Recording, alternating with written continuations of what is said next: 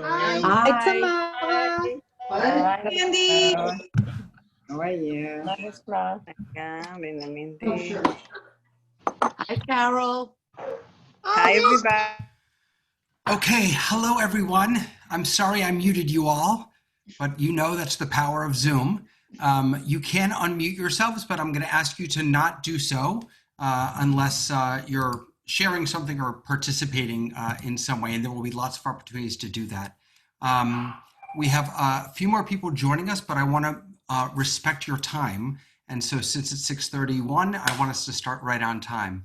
I'm going to turn it over, though, to Judy and let you say hello. Good evening, everybody. This is so exciting. I'm Judy Levinson. I'm the Director of Educational Excellence with the Orloff Department of Jewish Education and Engagement of the Jewish Federation of Broward County, along with my partner in crime, Joy Chandler, the Miami Sage Director, Center for the Advancement of Jewish Education, and the Director of Early Childhood and Congregational Education. We want to both welcome you to our first ever Educational Technology Bootcamp collaboration. We know this world is ever changing, and we hope this will give you the confidence and that educational technology will provide for you. And I want to turn it over to my partner in crime, Joy. So, thank you, Judy. Of course, one of my favorite things to do is to study Torah. So I want to share with you one of my favorite verses from Tanakh. It's from the book of Kohelet, Ecclesiastes. And it says, Ein kol chadash tachat hashamesh. There is nothing new under the sun. Though teaching virtually during this pandemic might be a new pedagogical method, many of the Ahora sí, entonces. And approaches we will be learning have been around for about 20 years or even more.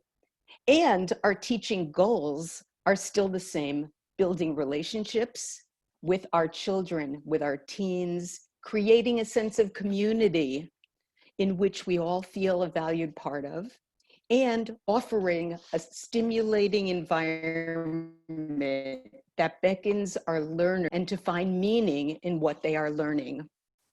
Ein kol chadash tachat hashamesh. There is nothing new under the sun.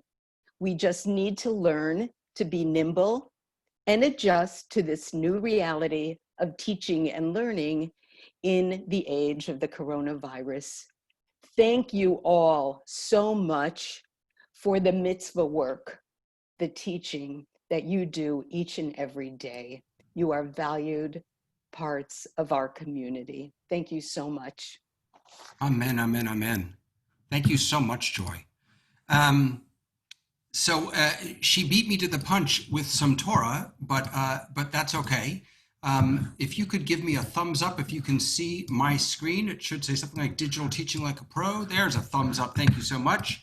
So we're going to start with a blessing for Torah, because even learning about Zoom nowadays is Torah, right? So if you want to join me, Baruch atah Adonai, Eloheinu melech haolam, asher kiddushanu b'mitzvotav v'tzivanu la'asok b'divrei Torah. I'm going to ask people to remember to mute themselves. I've got a couple screens that I'm working on over here, but it's hard to keep track of everything. So if you don't mind, if you're not speaking, if you could just keep yourselves on mute, that would be awesome. But please do unmute whenever you have something important to say. So my name is David, and I want to give a shout out to, where'd she go? I just lost her. Oh my Lord, wait a second. Where is Tamara? Tamara, where'd you go? I can't find you. Start waving hysterically, Tamara. There you are. I see you. Tamara, unmute yourself and say hello. Hello, everyone. I'm really excited. David is a pro in Zoom, so you're going to learn so much from him. And I also want to, yes, and another shout out to Gabriella. Say hi, Gabriella. Hi, everybody. Hi. So Gabriella, Tamara, and I and Joy, we all work together on this. This is not just me, and we're all here to support you, as are your educational directors and your the Sage/Cage. I'm not sure how they pronounce it up in Broward.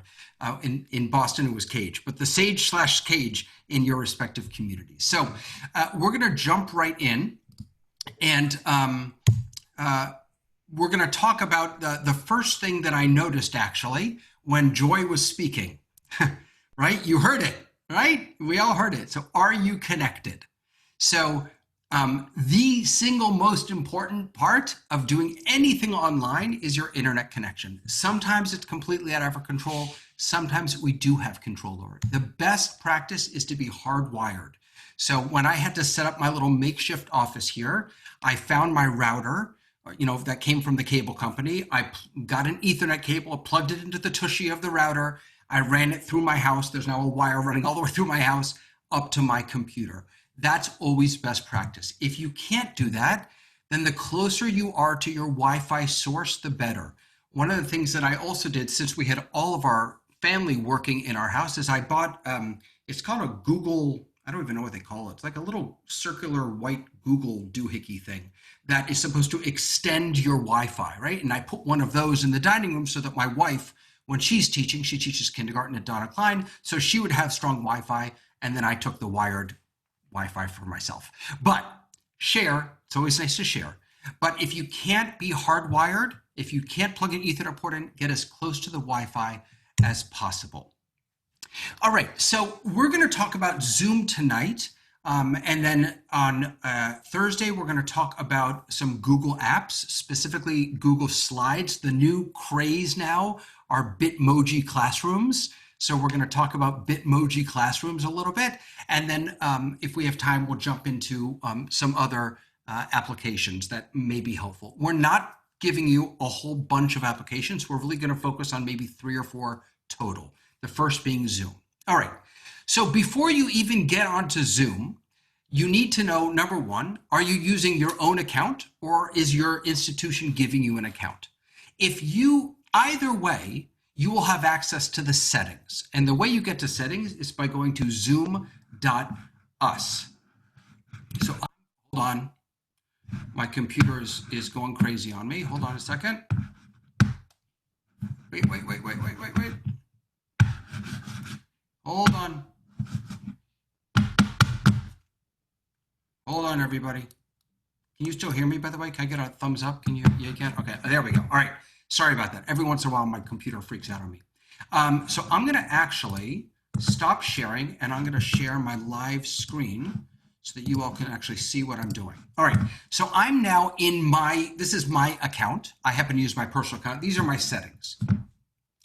There are a couple of important things I want you to note here. The first is your personal meeting ID. Okay. This is the number that people punch in when they're joining your Zoom meeting. You can change this. I changed mine to my cell phone number. So now you all know how to reach me at any hour of the night. You just call this number, the same number that you used to log onto my Zoom. Also because it's really easy for me to remember, okay? On the left-hand side, you've got meetings, webinars, which I doubt you're using for this teaching, recordings and settings. Let's start with meetings. I really only want to show you one thing here. If you go over to your personal meeting room, this is your meeting room. This is when you invite people to a Zoom. This is all the information. This is where your passcode is, for example, right? Gone at home. That was the passcode that I told you to use. You can change that if you want to. Here's your meeting ID again. And we're going to come back to down here to poll in a few minutes. We're going to skip webinars. You can go to recordings. This is just where all of your recordings are stored if you save them to the cloud. But we're going to really spend a few minutes in settings. So Zoom is constantly changing what they offer and the way the settings work. So again, I'm just going to point a couple of things out to you here. First of all, Zoom by default puts everyone into a waiting room. You can turn that off. I wouldn't recommend it. I didn't have one for this meeting, but if you generally know who's coming and if you didn't publicize your meeting on Facebook, then this shouldn't be too much of a problem. If you scroll down, you see require a passcode for personal meeting ID. See how it says all meetings using PMI? So this is important. And the reason this is important is that Your PMI, remember we saw that before, that's your personal meeting room, your personal meeting ID. Here it is, personal meeting ID. So if you don't say all meetings use PMI, then let's say you just jump into Zoom and you click on host a meeting. If you don't have that clicked, you may get a different Zoom ID number than if you scheduled a class or scheduled a meeting. So I always would recommend that you click all meetings use PMI, just make sure it's clicked, and then you'll never have to worry about people having the wrong Zoom meeting ID, okay? The rest of this is really pretty simple. You can read through. I'm not sure it's gonna matter all that much. You know, you wanna make sure your video's on when you start hosting. I don't allow people to join before I'm here. I want to make sure that, you know, I've checked my hair and that I look okay before people actually come into the meeting. Here's another one, use personal meeting ID when scheduling a meeting. You always want to use your PMI, your personal meeting ID, so you make sure that's on. Mute participants upon entry if you want to come into a quiet place, or maybe if you're playing music while the kids come in and you don't want them talking over each other, you might want to do that. The chat is right here. We're going to talk about all these in more detail, but you can turn it on or off. You can allow people to private chat one another or not. So if the private chat is not enabled, then they can chat you as the host and they can chat everyone, but they can't have private conversations with one another. That may be a smart thing to turn off for your kids. All right. Sound notification when someone joins or leaves. I don't need anyone else to hear that. The rest of this is really pretty self-explanatory. Here's things about annotation, whiteboard. We'll talk all about this later. But I would suggest that you run through these and that you just take a look at them and really set it up the way you want it to be. We'll talk about virtual backgrounds and video filters in a little bit, okay? That's pretty much all that you need to know about the settings over here. So now I'm gonna bring you back into here. And we talked about the settings. So now let's say you've got all your settings ready to go. You've set everything up the way you want. You're ready to start your meeting. Before you even start a meeting, check your audio and your video. The best practice is to use an external microphone, not to use the microphone that's in your computer or your iPhone. And also not to use a Bluetooth microphone, right? So a lot of us have these earbuds. I'm wearing earbuds. Most of you may have what are those called? iPad pods. What are those called? I don't remember. AirPods. Sorry, I'm a Samsung guy. I'm a Google guy. So you have AirPods, or these are my Galaxy Pods, right? You don't want to use these for your microphone. I have an external microphone right here. You want to use a wired microphone. You can use what I have on the screen here, the iPhone earbuds, whatever they're called. You can use that as long as it's plugged in. You want to make sure your microphone is plugged in. It makes a world of difference to have a good microphone, or at least to use something that's plugged in that isn't your computer microphone. And also make sure you can hear well. So I have the microphone for you all to hear me, and then I can hear you in my ear, so that there isn't feedback. I don't have it coming from the speaker in my computer and then feeding back into the microphone, right? So I just have my earbuds in and my microphone. Second thing is your camera. So whether you're using a webcam, a phone, or a tablet, you wanna make sure that your camera is at eye level. Eye contact is so important with the children. If your camera is below you, it's not flattering. You're just gonna have to take my word for this. I've tried it. I'm not sure how I can do it. It's not flattering, okay? You get the double chins, you get whatever stuff you got going on here is seen when your camera is not at eye level. There are if you don't have a webcam, if you're using your phone, your computer, I have my monitor propped up on an old chess set, right? Or you can use, they sell these really cheap, you can get them anywhere nowadays, these little clips for your phone or your iPad, and you can put it on a stand and stand it up, but you want your camera at eye level. You also want to make sure that your light source isn't behind you. Now I'm working with some, fancy schmancy lights here, but you don't need that. All you need to do is make sure that there isn't a bright window behind you. I have a beautiful window to my right, and I had to close the shades because all the light coming in, even at this time of night, would wash me out and you wouldn't see my face. So make sure your camera's at eye level. Make sure there's nothing bright behind you. There are also a number of settings that you can adjust within Zoom when it comes to sound and video. So if you click on that little gear up in the top right corner of the Zoom app, you'll be brought into your settings page. This is different than the settings that we did before. And I just want to show you a couple here. So under the video, this is new now. Well, this part isn't new. Touch up my appearance has always been there. My wife was using my computer setup last night and she said, I look so good. I don't even look this good in person. Well, thank you, Zoom. You can now touch up your appearance and you can adjust how much you want it to touch up. They just added adjust for low light. So if you don't have good lighting, you can adjust. I have mine set to auto, but you can adjust yours and you'll see it in real time. You want to make sure that, display participant names are there and things like that. In audio, they added a couple really nice features in Zoom just last week. So the first thing you'll see at the top is you'll see my microphone is called my Yeti X. You'll see that, my speaker rather, if that were set correctly, it was not when I took the screenshot, it would say Galaxy Buds and my microphone would say Yeti X, and you can test both of them. You test your microphone, test your speaker, make sure you sound okay. Make sure it's not too loud and you can hear yourself well. You can automatically adjust your microphone volume, and this is new. They just added this suppress background noise. So if there's a lot of noise in your house, I don't know if you can hear any noise in my house right now. I've got one daughter taking a shower. I've got another one out there cooking dinner. I hope you can't hear that. If you can't, that means suppressed background noise is actually working. And again, you can adjust that for how much or how little you want. Okay, I think one last thing about video and audio. Virtual backgrounds. Some of you are using them now. So I have a love-hate relationship with virtual backgrounds. The first thing is you can access this through the settings. Again, that little gear that I showed you up in the top right, before you even start your meeting, you can do this.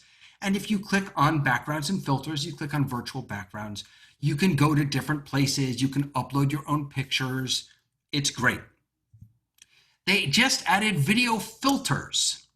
Video filters allow you to put funny stuff on your face. So hold on a second. I'm going to stop sharing for a moment, and let's see. I'm going to make myself a pirate. So now I'm a pirate, and let's see. I'm going to be a pirate, but I'm going to go to the theater. I think I'd like to. Oh, where did my theater go? Wait, I lost my theater. I'm going to go to the theater. I'd like to be in a movie house. So they just added this, and they're cute. They're fun. I can imagine this being the bane of our existence, to be honest, between you and me. I can imagine this being horrible. Having said that, you can turn this on or off. You can enable it or not enable it in those first settings that I showed you. These are all in the settings. If you want to greet your kids with something funny, it might be nice, on some days to have, show up with a funny filter on, right? That's how you start your day, your class. Everyone comes with a different filter or something like that. All right, so we're going to pause for a moment, and I'm going to ask you to get yourself set up. I'm going to ask you to figure out where your if you have to get up to do this, that's fine. Where's your closest Wi-Fi access point if you're not plugged in? Adjust your camera so it's at eye level. Yes, Tamara, you need to adjust your camera. I see you down there. Adjust your camera. Make sure that you maybe check your microphone. Make sure the audio is there. If you go to the little arrow next to the mute button, you can see audio settings, and you can actually check your microphone while you're in this meeting. So please take a moment right now. I'll provide some background music. Bum, bum, bum, bum, bum, bum, bum. Make sure your camera's set, your audio, you can hear me well. If you have something to plug in, earbuds, maybe plug those in. That would be fantastic. I'll give you all just a couple seconds to do that. And while you're doing that, Oh, you all were chatting the whole time and I didn't even look. See, there you go. Does that work for iPad too? Works for, can we change the meeting ID? You can change the meeting ID. I think it could be alphanumerical. I think you can have letters also. I'm not 100% sure about that. Can I ask you a question? That's everything. All right. Anyone who has questions or anything, please, this is the time. Unmute yourself and scream or throw something at the screen so I can see. I have a Yes, question. Droma. Shalom, Droma. Yes, I usually use my Manishma, phone. I can't hear you, Droma. Can you hear me? You're not muted, but I can't hear you. I'm not muted. I'm muted. You must not, your microphone. So see, this is why we check. So you might need to check your audio because you don't seem to be connected to the audio for some reason. Okay. While you're working on that, Sandy. Hello, Sandy. Oh, I can't hear you either. You know why I can't hear you? I don't think it's your fault. It's my fault. Hold on. It was my fault. I'm an idiot. My wireless earbuds went out. I apologize. Droma, I need to stay. I'm so sorry, please. No problem. My quick question. If I'm using my phone, is it the same thing as using the computer? Is the same layout or? The layout may be a little different depending on the device that you're using. Also, your options, as we get deeper into this, your options may be different as far as what you can share. For example, on an iPhone and an iPad, you can't always share sound. That doesn't always work well if you're sharing your screen. But as far as layout, I believe on mobile devices, some of these buttons, like the mute button, is things maybe at the top instead of the bottom. Am I right about that? Or the mute is at the bottom, but I'm talking about the virtual, let's say virtual background and all of that. Is that on the Apple? So I'm not sure. I'm not sure. For some of those things, you need a level of CPU that an Apple may not have. I'm actually going to jump in on my phone right now. Give me a second here. 339-364-3640. I am using iPad mostly, and they miss a lot of icon and a lot of things that I cannot use. This is why I'm using the device. So I'm on my my phone now, and no, you don't have access. You have audio, video. There is a share button here. There's a participants button, and there's chat, meeting settings, but I don't see, at least on mine, I'm on an Android, I don't see backgrounds, but that may be something that that does work on an iPhone. I apologize, I'm not in an iPhone right now. Okay, what else? Anything else, or should we forge ahead? I just want to add that there are some differences in terms of accessing some of the settings, whether you are on the phone or iPad or on a computer. The idea would be to have a computer because you have much more access. But I know that in iPad, sometimes when you're showing a video, you may not be able to actually access the sound. Right. Yes, I would always recommend a computer. And by the way, and I learned this the hard way, I'm a Chromebook junkie. I love, here's my daily driver is a Chromebook. Chromebooks are very limited when it comes to Zoom. Very, very limited. And so I had to go out and buy myself a Mac Mini because of all the things that I wanted to be able to do. All right. David, a couple of people are asking, and I couldn't find it either on mine. The filters, is that with a new, like an advanced stage of Zoom, or is that on all of them now? Thank you. So you have to download Zoom 5.2. That's the latest release. It came out last week. If you go to zoom.us/download, zoom.us/download, you'll be able to download the latest version to a Mac or a PC. I mean, to anything but Mac or PC specifically. All right. David, I have a quick question. Please. Okay, let's say you have multiple jobs or you work at multiple temples and you are creating Zoom meetings for each individual job, but the institution is paying for your Zoom membership, whatever it may be, however you call it. I don't know if you pay for Zoom membership. Do you have... Oh, Farah, your connection. Oh no. We lost you. All right, we'll come back. Farah, when we get a better connection, we'll come back to you, okay? I promise. All right, you want me to type it in the chat? Oh, no, go. Now you're back. Go. Okay, yeah, no, it says my internet's unstable and I'm actually plugged in. So I don't know what that's all about. Well, some of it's beyond our control. No, my question is that if you teach at 3 different locations, is your Zoom ID and you setting up your settings different for each institution, or once you log in, your stuff is already set up? No, if you're at 3 different institutions and they're giving, and if the institution is giving you your Zoom information, it's going to be different on all 3 platforms or all 3 schools, and you'll want to set up your own settings. Right? Okay. If it may be that some of you are going to be sharing with other teachers the same Zoom account, and so you might just want to, before you start changing settings, just check in with those other teachers to make sure that everyone's on the same page. Okay, let's jump back in. If you could mute yourselves if you don't mind. So let's talk about virtual backgrounds. I said before that I have a love-hate relationship with virtual backgrounds. So take a look at this picture. Do you notice anything wrong with that picture?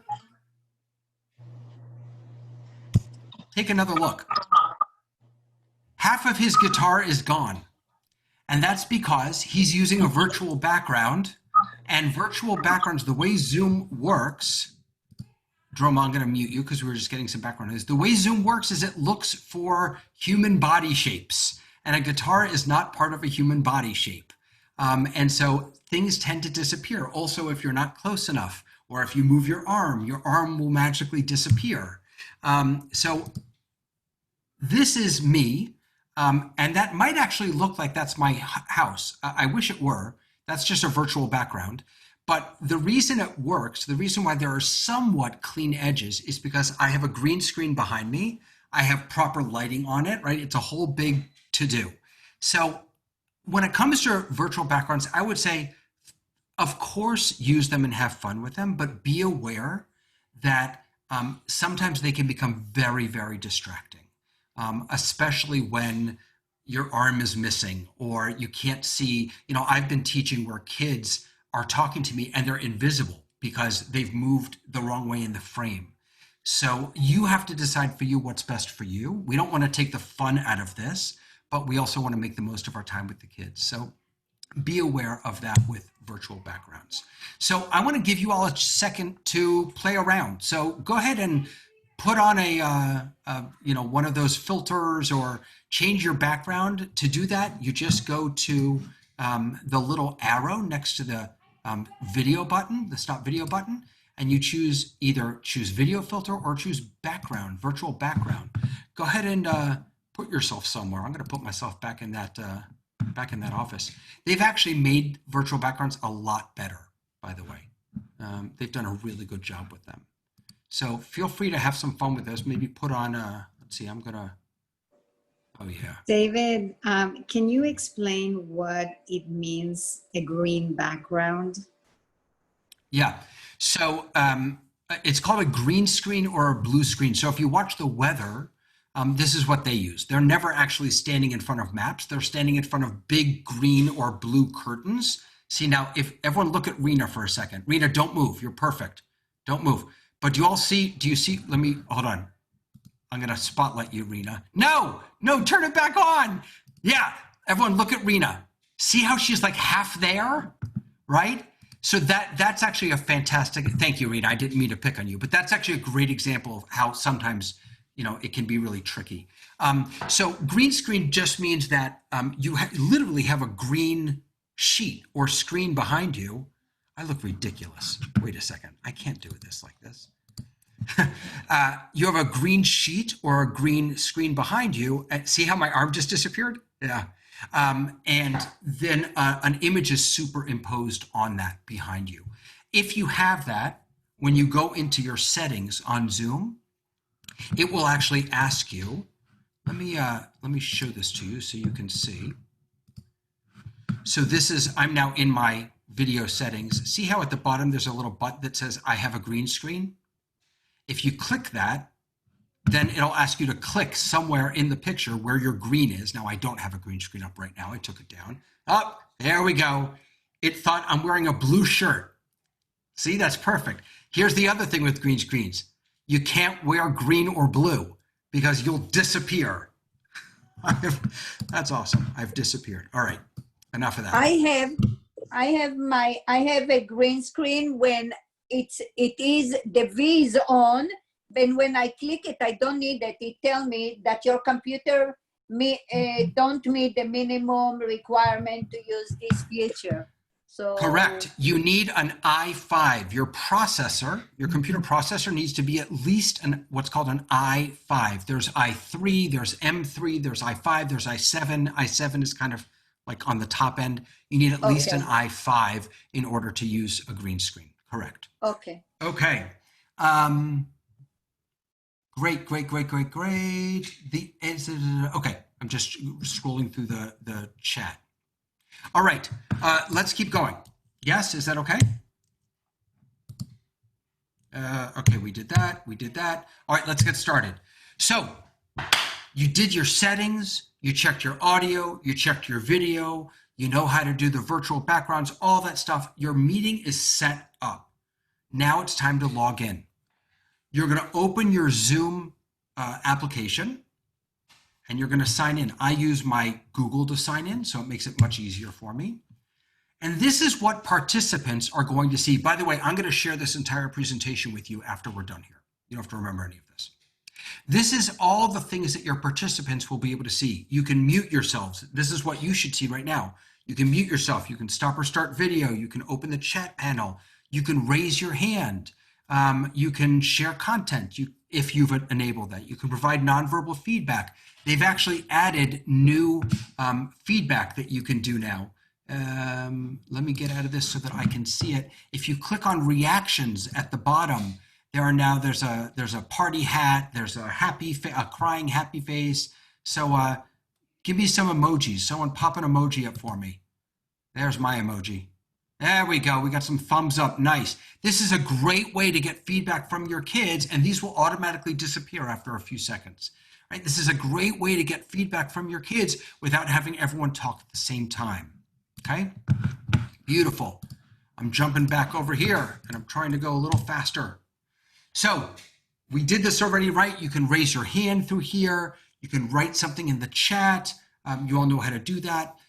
Change your view from speaker to gallery. Right now I have my setting in gallery because I want to see all of you. But in the top right, you can change that to speaker, and you can teach your children to do this also. Speaker means that my big, ugly, fat face is going to fill up your entire screen. Gallery means you'll be able to see everybody. And again, depending on your device, you can see up to 9 people or up to 49 people on any one screen. If you have, again, that i5 computer, like a Mac Mini i5, you can see up to 49 participants on one screen. How close next to... Go ahead, please. I'm sorry. Sorry for... what's your recommendation? How close is the teacher supposed to sit to the device? That's an excellent question. I just realized I still have my virtual background on. Let me turn that off. You know, it's interesting. So my wife was again, she was doing this last night, and she said, I'm so far away. I have myself set up like this because I want to be able to use my hands. I want the kids, and I play guitar, so I want the kids to be able to see the guitar. I mean, maybe, the nose hair rule of thumb is probably the thing to go by. If they can see your nose hairs, you're too close. I don't know.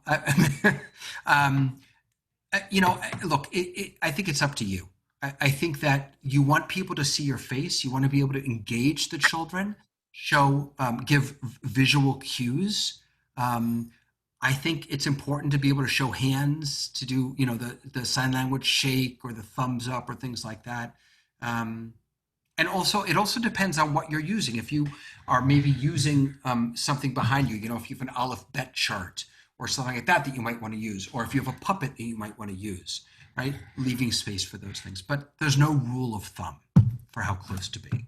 Thank you. Yes. All right. This is going much more slowly than I expected. So can I forge ahead? Is that okay? Yes, beautiful. All right, I saw your head shaking, by the way. No one had to say anything and I knew that it was okay, right? Mark, what do you look, oh, you found it. Okay, good. All right, host controls. So if you are hosting, you're gonna have a lot more controls than your participants. So you'll have the capacity to mute everyone, which is a godsend. Mute all is a gift. Here's the tricky part. Now, Zoom has been changing this lately. You can't necessarily unmute everybody all at once, right? They've changed this. It's really tricky. So I'm going to try and mute everyone, mute all.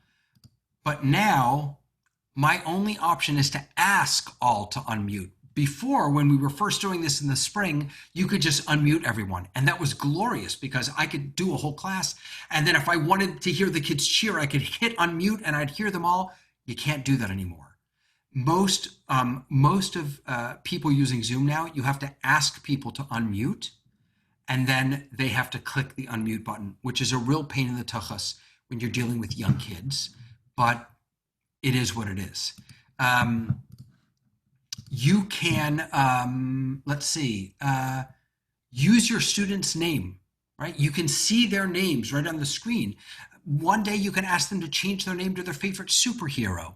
Use all of the things that you can see on your screen to engage the children. Another control that you have is Spotlight.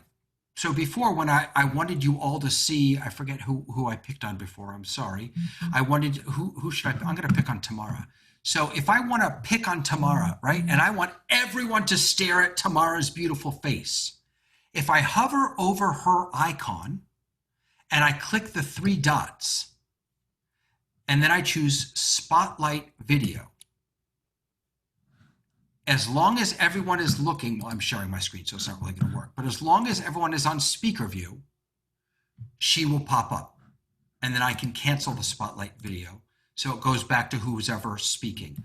The way Zoom works is it automatically switches to whoever's making the most noise. That's why that mute button is so important. You may be the one speaking, but the dog in Yankala's house may be the one making the most noise. And if that's where the most noise is coming from, they're gonna own the screen, unless you spotlight someone. There's a difference between spotlight and pin. So I'm not sure if you all can actually do this. I don't think you can because you're not the host, but let me show you my screen because I have it up here for you. Okay. Yeah, can you show us? Thanks. Yes. So I click on those 3 dots and then I get a few different options. So you see there, mute, stop video, chat with that person, pin video, spotlight video, make host. The difference between pin video and spotlight video is really incredibly simple. Pin video is just for me. If I click pin video on Tamara, then her beautiful face will be front and center, but only for me. If I hit spotlight video, then her beautiful face will be front and center for everybody. That's the only difference between the two, okay?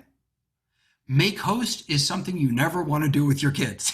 I'm going to do it later in our session, but do not make the kids the host of their session, all right?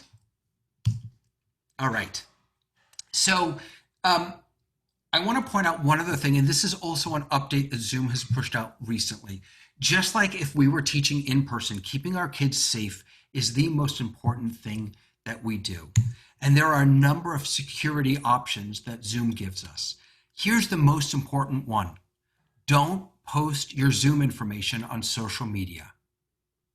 Don't do it. I know that's the easiest way for people to remember it, but it's also the easiest way for hackers to get in and Zoom bomb you.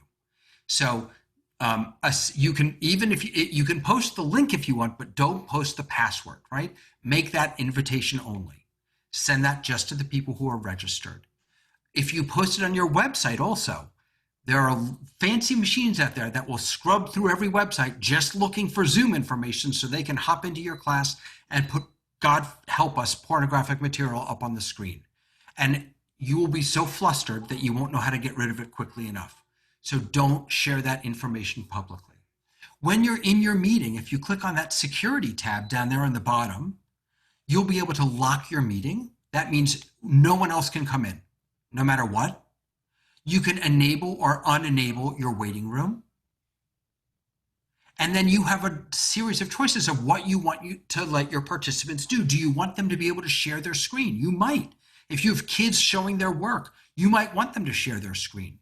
Do you want them to be able to chat? Do you want them to be able to rename themselves or unmute themselves?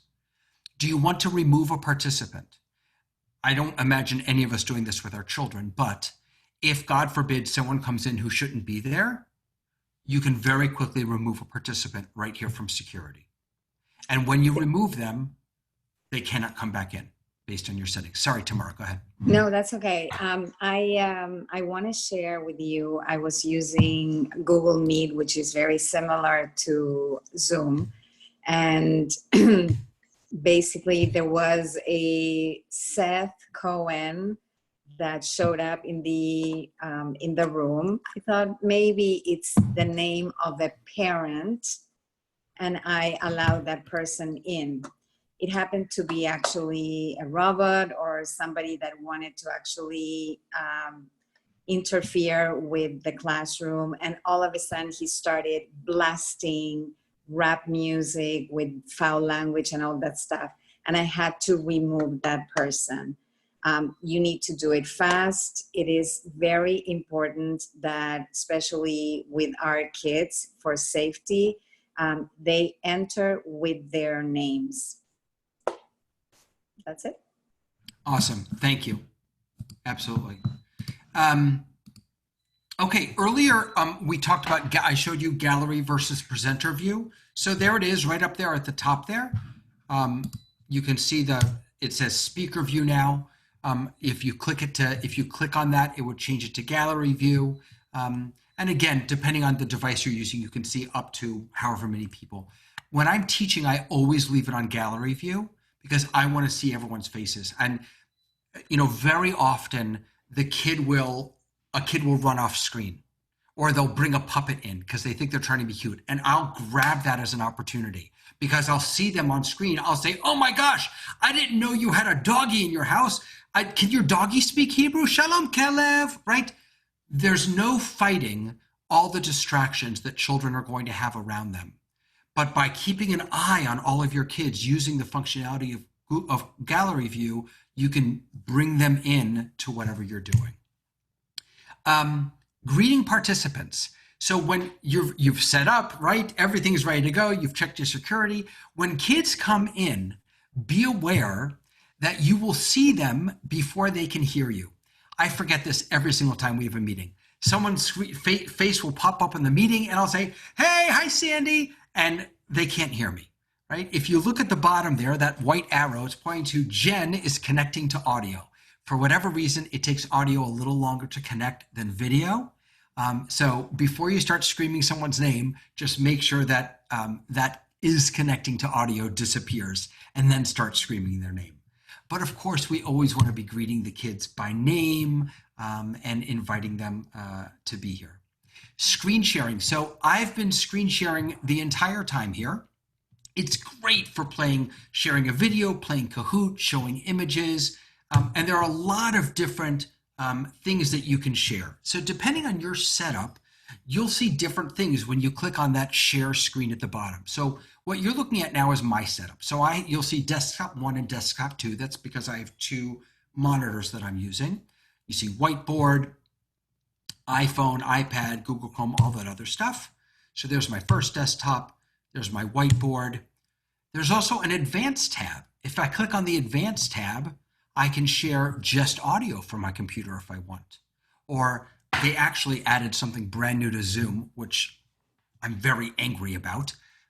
They added, you know how now that I'm sharing, you probably see my little face up in a box somewhere on your screen, and then the whole thing is full of this shared screen. Well, Zoom just added, it's really picture in picture.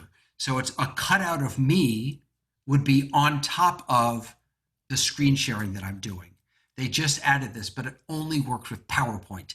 And I don't like Microsoft products. And I'm very angry that they only made it work with PowerPoint. And maybe I don't know if they made it work with Keynote. It may work with Keynote also, but I'm a Google Slides guy.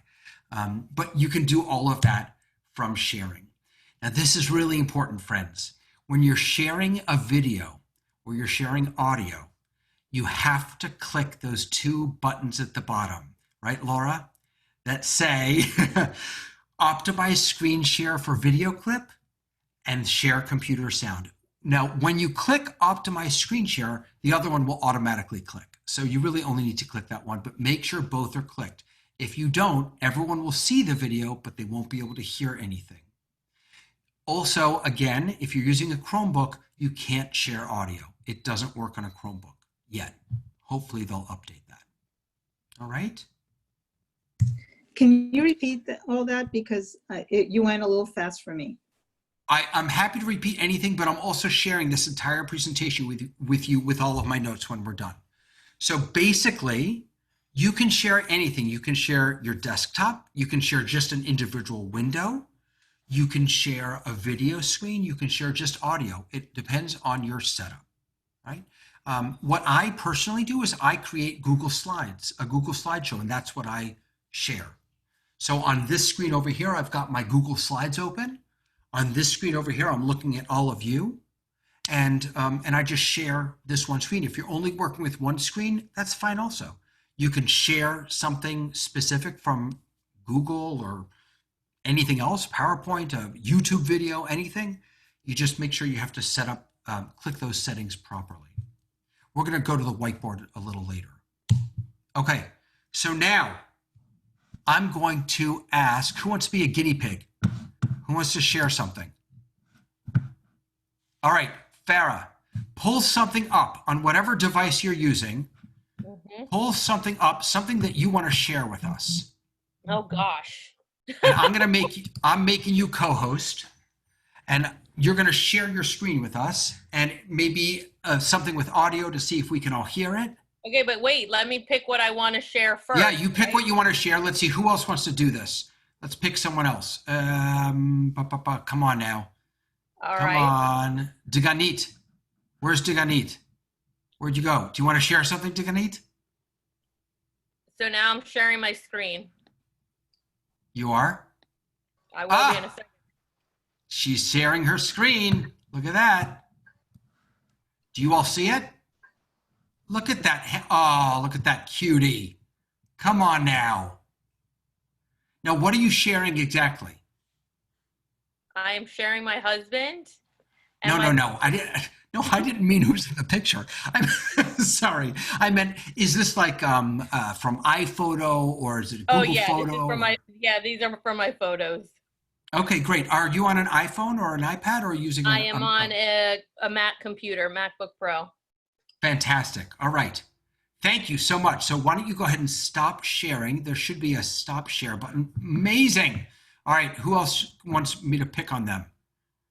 Who wants to pull up something with audio? Mandy, can you pull up something with audio for us? Let me make you a co-host. Sure. Gorgeous. All right. And while she's doing that, beautiful. While she's pulling that up, any questions about sharing while she's pulling something up? I just have a quick question about when I stop my audio. Can you hear me? Yes, please go ahead. Okay. Sorry, when I stop my video, there's a picture of me that pops up. Not the most flattering. How do I get rid of that? Yeah. So if you go into zoom.us and then you click into your profile, here, you know what? I will, while she's doing that, I'll show you real quick.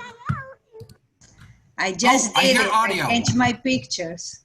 I hear audio. Wait, someone was just sharing audio. Who was that? I was trying to, but I'm having some issues. Well, we're all having issues. That's why we're here together. No, I'm just Right. All right. What's your issue? Talk me through it. like I'm trying to pull up I use a lot of YouTube videos for especially for my little ones.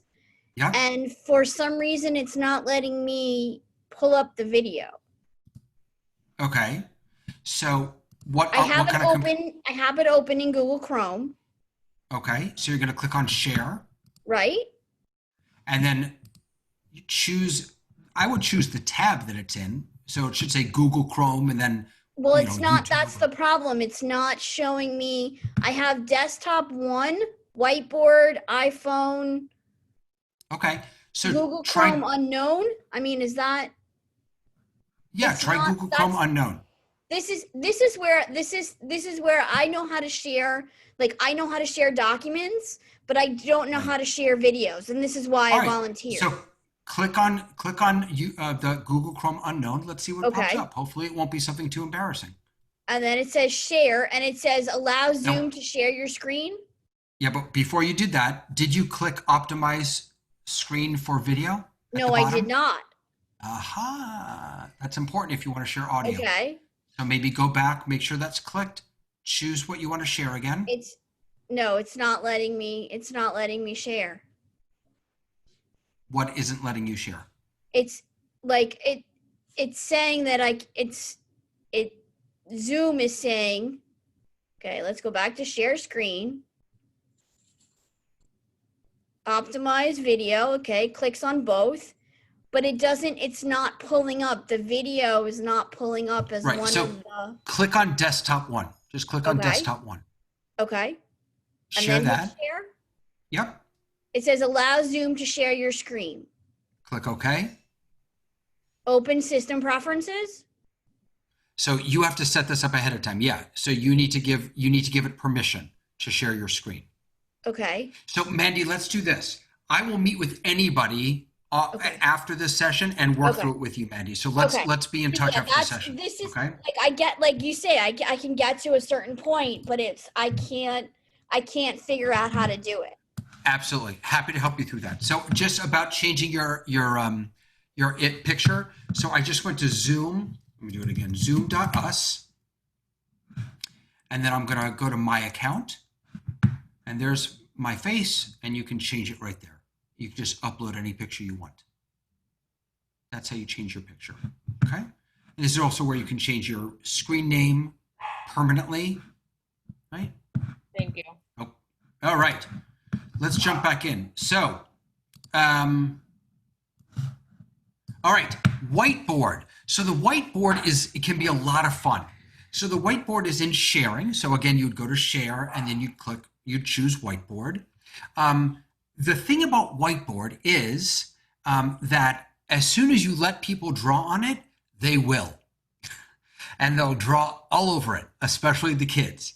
So it's important that you know about the clear button up on the top left, the top right, so you can clear viewer drawings or clear all drawings. Now, you don't have to give people permission to draw on it. It might just be fun for you to use it. But, if kids are working on maybe even the writing of Hebrew letters, or if you want to just have some fun and say, draw your favorite symbol of Rosh Hashanah, they can all jump on here and start drawing together. And yeah, it's a little crazy, but it's also really fun and it's engaging for the children. Just be aware of how to clear those if it gets a little too rowdy, or if, God forbid, something that you don't want ends up on your screen. Just click on Clear My Drawings. Okay? All right, so I'm going to now open a whiteboard so that we can all draw together. And I'm going to ask you to please, let's see, what should we draw? Let's, I'm going to say, let's draw, here, I'm going to put a prompt up here for you. Please draw a silly face. All right, so you should all be able to draw on here, I hope, if I did it correctly. So if you can, am I getting a no? Am I getting that you can't draw on here?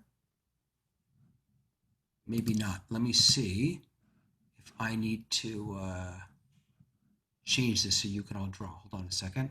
I might need to change my settings. I may have done it wrong. You should be able to, no? Well, there you go, folks. The teacher has become the student. Yeah, you have to change the setting to let us, allow us to do. That I know, but you should be able to. And that's really strange because I have it set up so that you can, but that's okay. I'm not going to spend time doing this now. I will just draw a silly face. So there you go. You're just going to have to look at my silly face. All right. So let's see. I'm going to draw. I'm going to make a little circle here and some eyes. And that looks just like me. All right. Clear my drawings. I apologize for that. So that's something over in the settings here. If you can still see my settings, right? So for whatever reason, if I go down here to my settings, let's see, whiteboard. Allow hosts and participants to share whiteboard during a meeting. Yeah, see, I don't know why. Oh, I know why. Yeah, see this one right here? I didn't allow, because I didn't turn on annotation. So because I didn't have that on, you all couldn't annotate on my screen, which is the fancy word for drawing. I apologize for that. Where is the annotation? We can't see your screen. Ugh, I'm not sharing. What am I doing? Hold on a second. I'm bringing it up right now for you. I'm so sorry.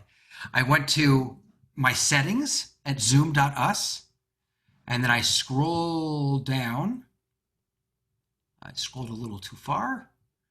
Let me go back up here. It's right above In Meeting Advanced. Annotation. Can you see that? I have it turned off because I didn't want you all messing up my whiteboard. So I had it turned off. Now, incidentally, if I turn this on now, I still don't think you'd be able to draw. I think I'd have to restart Zoom in order for it to take effect, which kind of stinks. I wish you could turn these things on and off on the fly, but in any case. All right. Rabbi David, I have a question quickly.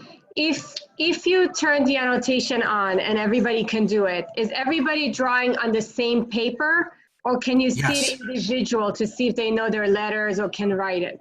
Beautiful. They're all drawing on the same paper.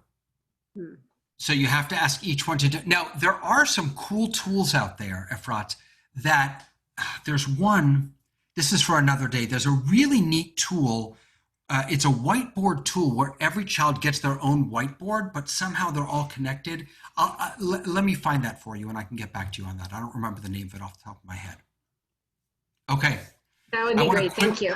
Yes, it's 7:28. I want to be respectful of your time. So can we spend just a couple more minutes? Yes. Okay. Breakout rooms. Breakout rooms are fantastic. They're a lot of fun, even if you only have a small group. Giving the kids, letting every child have voice or every participant have voice. You don't want everyone talking in the same meeting room. So using breakout rooms is a great way to facilitate this. If you click on breakout rooms at the bottom, it will automatically create them, or you can manually create them. Even if you say automatically create these rooms, after it does that, you can move kids around. Or if you have, let's say you have madrichim or matichot, assistants, you can make sure that there's one in each room. So I'm going to put us into breakout rooms for a very short period of time, just so that you can all see how it works. Depending on your settings, people may have to click to get into that breakout room, or it may dump them in there automatically. But I'm going to do, let's see here. We're going to do, we'll do 4 breakout rooms because there are 40 of us. So we'll put us into groups of about 9 or 10. Let's go in, say hi to each other, and then we'll all come back. So what you can't see right now until I share it with you, hold on, is I clicked breakout rooms, and then this came up. It automatically put all of you into 4 breakout rooms. I can move, let's say if I want to move Seema, hi Seema, love you. If I want to move Seema, I can move her to any other room. I can move anyone else there. I can add a room. If I want to mix them up just for the heck of it, I can recreate, right? If I want to, we're seeing what you're, right. We don't see what you're doing. You don't see what I'm doing. No, we see the share screen and the instructions. Well, that's not right. I'm sharing my screen. How do you, oh, maybe because it's a Zoom screen. Maybe that's why you can't see it. Well, that's frustrating. Sorry. In any case, all those things are there. You'll have to trust me on that. I can't show it to you, unfortunately, because it's a Zoom screen. So you just see the Let's Try It page, right? Yeah, sorry about that. Correct. I can't show you this, but I'm going to go ahead and throw you in the rooms, and then we'll all come back in just so you see how it works. Open all rooms. The button has been pressed.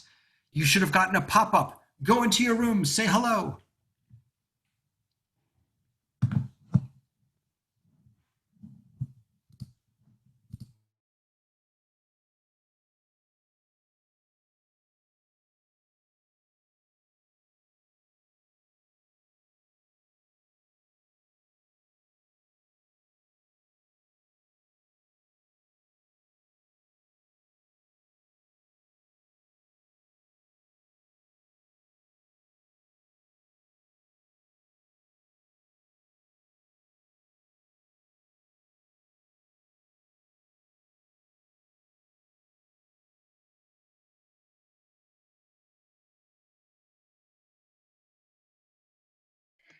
Rabbi, what do you use to go from one to the other? I'm going to tell you that right now. Thank you for asking, Audrey. Yes. Thank you for the class. It's awesome. Of course. Oh, of course. I'm just going to wait for everyone to come back in. They're still schmoozing, I think. Absolutely. It's like a learning process, this thing. Absolutely. David, I have a question. Yeah. Only the host can create the breakout rooms, correct? Correct. Okay. Yeah. So and there was another question also. So only the host can create breakout rooms. Even co-hosts, I don't think, can do that. But as the host, I can go to any breakout room I want. So I jumped into room 1 and I said hello, and then I clicked, leave this room, and then I can go into another room. So, and that's also nice. If you have kids working and you have madrichim or even you, and you want to go into each room and check in, it's fantastic. You can jump in, you can jump out. So breakout rooms are, yes. Sorry the interruption, but this is something that came in on my breakout room. If you could go over again, over 2 things. One is if how do you assign them automatically, or you assign them manually? And the other thing is how to remove an unwanted participant in your session, that we spoke about that before. Yes. Okay. So let me quickly show you again how to create the breakout rooms. So when you're a host, you will have if you're on a computer, along the bottom, right? Remember I showed you before. Let me actually go back to that slide so you all can see it. Hold on a second. I'm just pulling up the slide for you. Where did it go? Hold on. Don't give up on me. Here it is. Okay, here we go. You can see this, yes? Yes. Okay, so this is the host screen. So along the bottom here, one of the options right over here is breakout rooms. So when I click on breakout rooms, this will pop up. Hold on, I'm going to bring it up for you. This will pop up.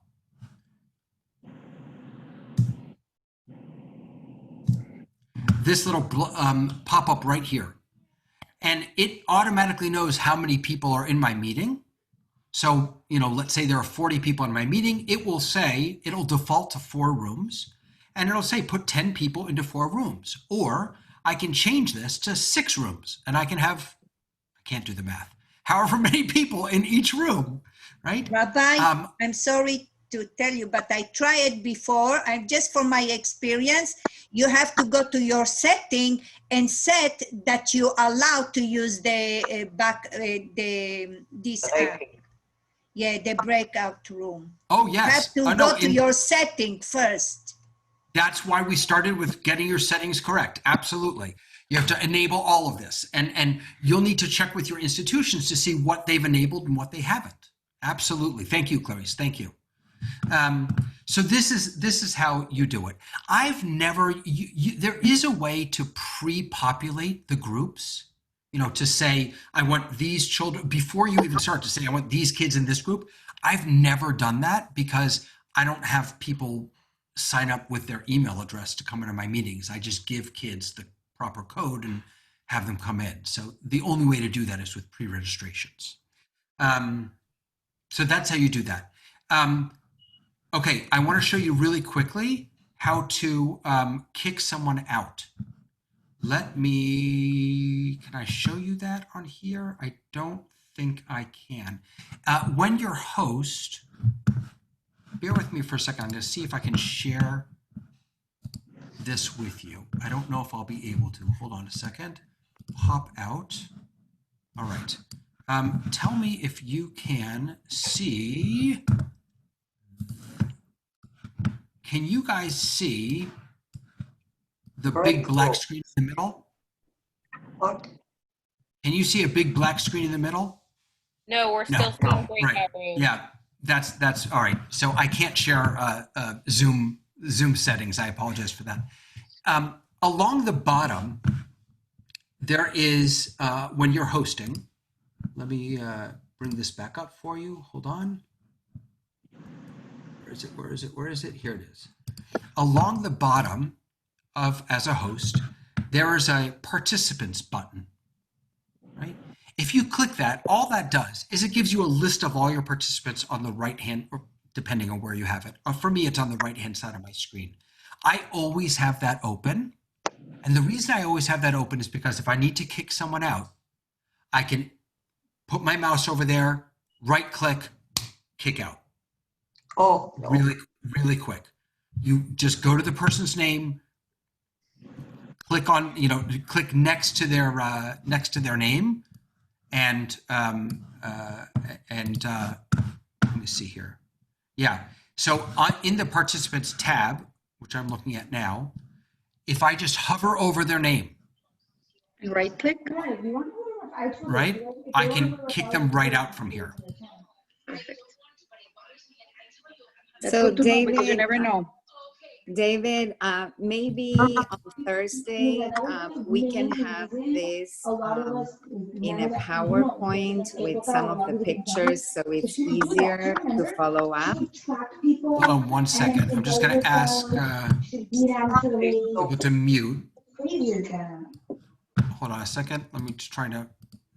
There we go. Thank you.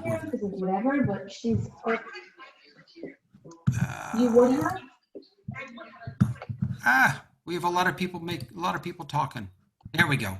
Okay, sorry about that. So yes, I will add images of this to the PowerPoint for you. Okay, I'm sorry I don't have that for you, but I will as soon as we're done here, I'll add images of how to eject someone to the PowerPoint that I send out. Alrighty. And also one more thing maybe to ask for Thursday is sharing continuous documents. So avoiding the stop share, go to another one, but to keep moving on the sharing thing. We can definitely work on that on Thursday.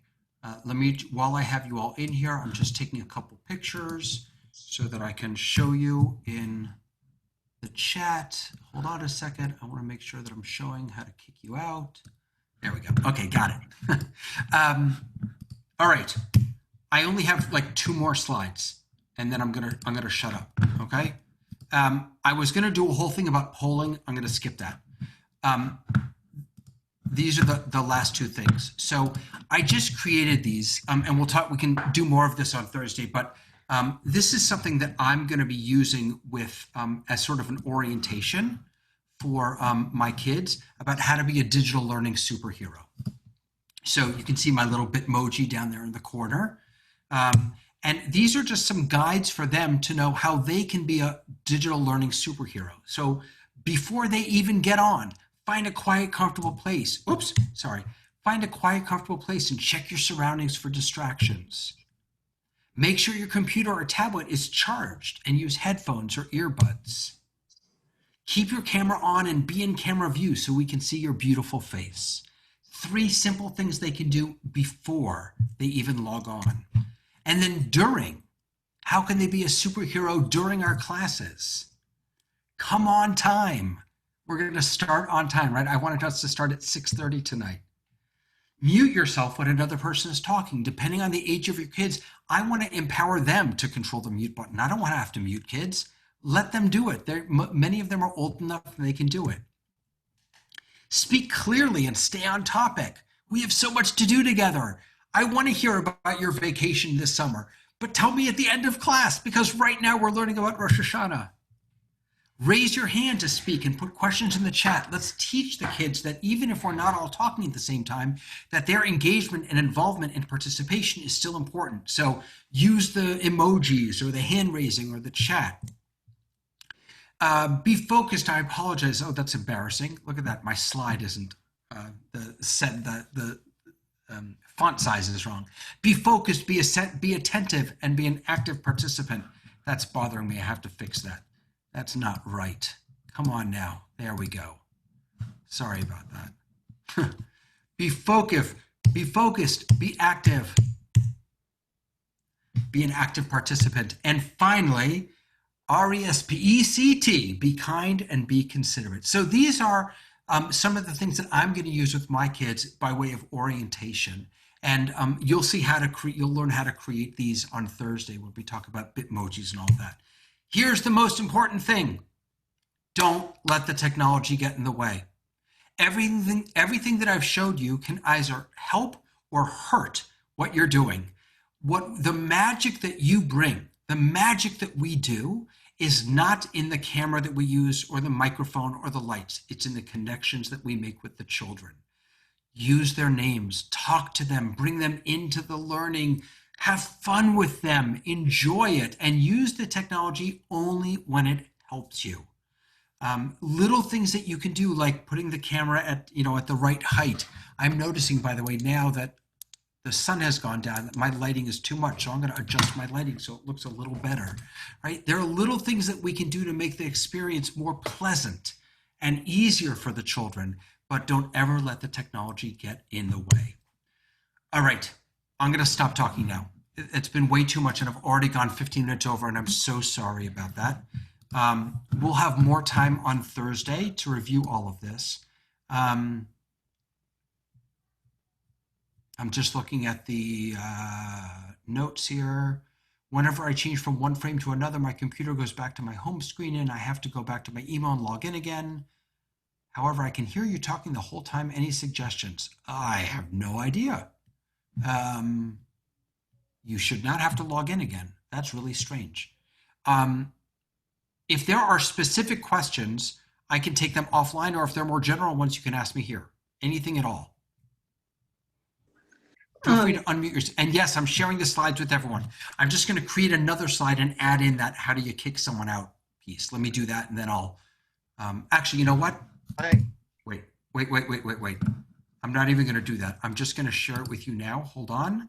Because it's a Google slide, I can just give you the link now, and then I can add that when I update it. So I just put the slide in the chat. So if you click on that, you'll be able to view the slide deck, and I'll add that other slide when we're done talking. Sorry, go ahead. If we're going to show some sensitive material to students that particular words might need to be censored, where in a classroom situation you could cough over the word, is there a way to mute what you're sharing momentarily in places? Excellent question. Yeah, well, it depends. So for example, if you're showing a YouTube video, you can definitely, if you're fast on the trigger finger, you can click mute on the YouTube video and then unmute it when that word is done. You don't, not in Zoom though. In Zoom, if you can't mute the video. I'm planning to share things that I have on DVD, so I'm sharing the screen. Gotcha. I don't think there's an easy, that's an excellent question, Ali. I don't think there's an easy way to do that. Yeah, that's a fantastic question. Those materials just died. I'm sorry. Ali, yeah. Perhaps you can upload it into your YouTube channel if you have one. I don't know. Maybe you can digitize. I don't know. That's a good idea. Thank you. I just want to ask, because the question that Mandy asked, how do you share video and audio from YouTube? That's really important to me as well. Yes. And So- I haven't figured out how to do it on my iPad. Right. So I don't know that you can share audio from your. You should be able to from your iPad. It may depend on the how old your iPad is. You should be able to share audio from your iPad. On an iPad, I believe the share button's at the top. I'm not really an iPad user. Are you on your iPad now, Ronit? I am. All right, great. I'm going to make you co-host so that you can share. And go ahead and click on the share button. And tell me what you see. On the share button. I don't see a share button. Where would it be? Share So content. it should be- Share content. Share content? It's the green. I'm using my iPad. Oh, okay, I and have can share share. content. On the right side, the third. Yes, I found it. Right, so click on that. Okay. And now what do you see? I have Photos, iCloud Drive, Dropbox, Microsoft OneDrive, Google Drive Box, website URL, bookmark, and whiteboard. Right. Perfect. So you probably, if you're doing YouTube, what I would do, to me, the easiest thing is just to hit website so that it just, it just opens up a blank web page and then you just open up YouTube. Again, make sure you click on share audio. That's important. I don't think you have Where is that link, the share audio. That's the thing. And then I haven't seen it. You should on an iPad. You can share audio. My wife has done that. Let me grab an iPad and I'll pull it up for you. Hold on a second. Oh, I have one right here. Bear with me for a second. It's my daughter's iPad. I have to break in. Let's see. Oh, TikTok. Okay, great. Yes, you can. I did it before. Yes, Where you did definitely you find can. it? I used to go to Uh, YouTube first and hold it. I would hold it off and then click on it. Yes, from I would do YouTube. it I before the class downloaded. would start. What do you mean click on it and hold it? I would do it before class would start, and then I would go into the share whatever I was showing. So what Stacy is saying is you're copying the YouTube URL and then pasting it into. No, I would just No. go into, no, I would just go into YouTube, and then I would go into Zoom, and then I would go into share content, and I'd be able to share it. So you're right. Opening I the open YouTube- different tabs before I enter my Zoom. I open Yes. Zoom in one tab and YouTube, whatever I want to show, on another tab. I don't know if you Yes. do it the same way, Stacy, but I open, if I'm going to show them different videos, I open all the videos so I have them lined up. Yes. Then Yes. when I go to I share did. screen, okay, I do it the You same way open because it, I think download it in the tab, and not- then you Yes. exactly, just have it ready to click and open. And don't forget to share sound like Rabbi David Right. said. Like you get, like it says 1, 2, 3 audio, like it goes on all of a sudden, Right. like that's how you share it. Okay, so yeah, so I'm now on an iPad, Nomi's iPad here. So I clicked on share content. What I would do again is just share. Oh, someone's sharing a YouTube. I'm Is that trying to do Stacy? it. No, it's me. Awesome. I'm trying to do it. But then, So now just search for the YouTube video that you want.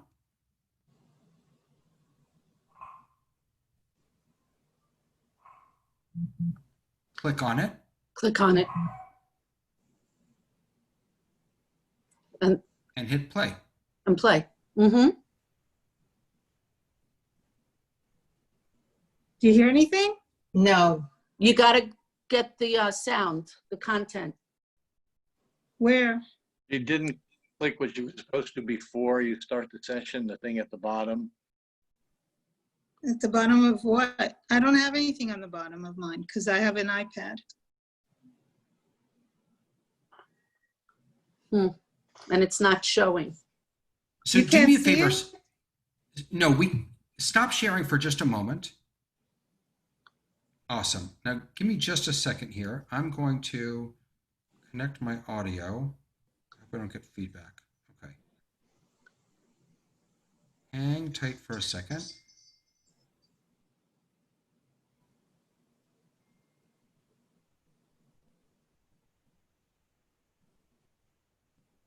See, that's where the screen record, yeah. Right. Put So, I'm sorry, I'm not used to using a, there's feedback.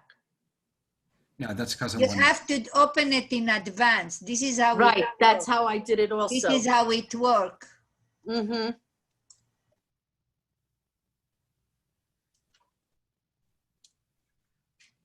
I'm not used to using an iPad.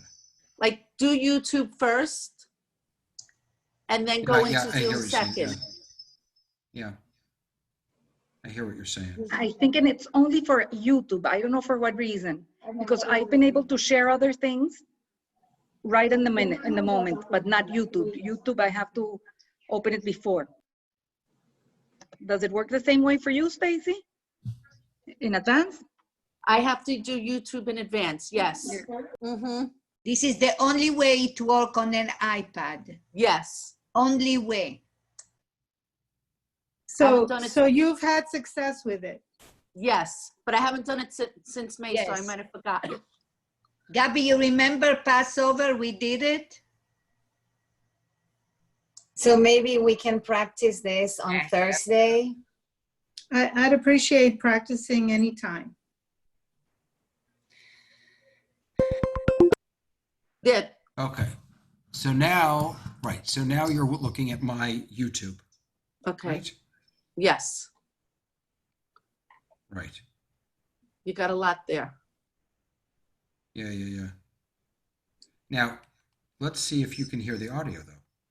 Yeah, and apparently that's Paul. He's a break. He's an Follow angry me on Brit. Instagram. That's straight. She's a- Yeah. Did you hear that? Yeah. There you go. Yeah. But So what was I that did, called? Yeah. what, the video? Yes, I have no you idea. pressed a button. It's my 11-year-old. I have no idea what the. No. You pressed a button to get it going. What was the button called? Okay, you so pressed? let me walk you through what I did. There it is. That's what I'm talking about. Yeah. That, So let me walk you through what I did. Okay, so I don't know if I can show this to you on my screen. Let me see if I can. I hold it. That's washed out. You can't see that, can you? no. Okay, so here's what you do. I have YouTube up on another, on my iPad in another app. And then I'm in Zoom here and I click on share content. And then I click on screen. And then it brings up that. Right. And I click start broadcast. Then it gives you me countdown 3, 2, 1. Then you flip it like I switch to YouTube. Right. Or anything else Tap that I want on on it. my screen. And you just press play. Play. Mm-hmm. Like he lives with the Funk Bros, and that's Tyler Funk. Not in the Funk. He doesn't know. That's it. And I can show you anything on here because it's here's my daughter's TikTok. Right? So you get the idea. So that's how you do it from an He's iPad. adorable. Your kids are very cute. Thank you. That's how I would do it from an iPad. I would just share my screen, what they call a screen broadcast in here in an iPad. And then, yeah, that's how I would do it from an iPad. Clarissa, is that how you do it? Yes, this is That's how I, okay, that's how I do it. And it's easy. It's easy this way. Mm-hmm. Great. All right, friends, let's call it a night. You've been so ridiculously patient. Let's call it a night. We'll be back on Thursday. We can answer any other questions. I'm going to go ahead and add the how to kick someone out slide right now. And feel free to reach out to me. I did put the link to the document in the chat here. My email, if you have any questions, is rabbidavidpaskin.com. And I'm happy to do one-on-ones with anyone who needs help. But we'll come back on Thursday. Thursday, it's at 6:30 again, isn't it? 6:30. Thank Yeah, you so 6:30. much. Thank you. 6:30. Thank Thank you, Rabbi. Good It night. was awesome. Thank Have you. a wonderful so night, much. everybody. See you later. Thank you so much. Thank you. Take care.